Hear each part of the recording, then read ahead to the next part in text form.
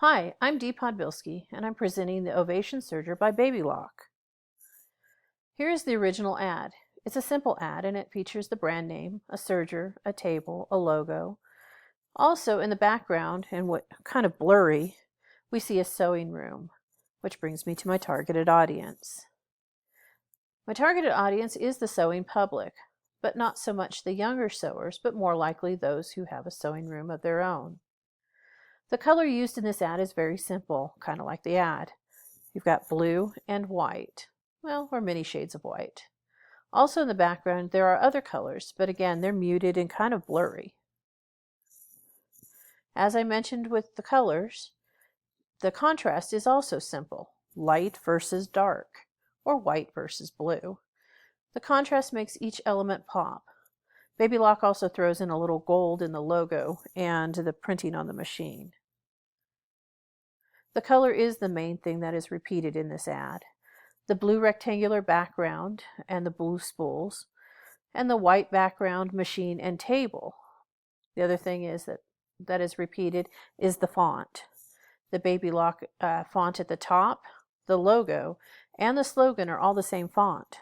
They're just different sizes. Again, keeping this ad pretty simple. All of the text on this ad is left aligned. Not only that, the Ovation Serger under the Babylock is center justified, just as the Babylock logo is over the slogan. It's just a mirror image.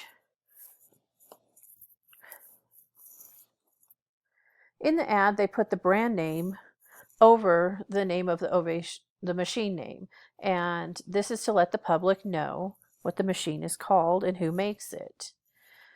They also put the logo over the slogan to let people know that Babylock is a company that makes sewing items. The serger itself is centered between the name and the logo, telling the public that this is the serger we're talking about and this is the company who made it.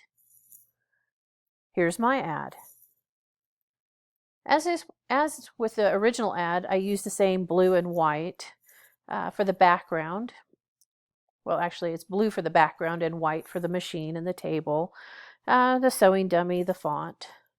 I also added the muted colors of the background sewing room into the dress on the dress dummy. My contrast is also pretty much the same, simply light versus dark. You have the dark background with a light font, a table, a machine, and other items in there. The contrast of these two makes everything stand out. I also threw in some red. The red gives it a little bit more pop and kind of imitates the gold that Babylock used in theirs.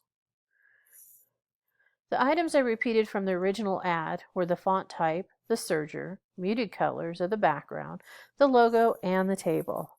However, you'll notice that my table is a pedestal table instead of a rectangular sewing table. I felt that Babylock needed to be put on a pedestal. I also used left justification with my font as well as my logo and my table. They're all in alignment on the left. Pretty much everything in the ad, well, except for the woman, is grouped together. The slogan is above it all, letting the people know what the machine is called. The logo is next to the machine, indicating who made it. Lastly, the machine is in front of the dress, indicating a finished project.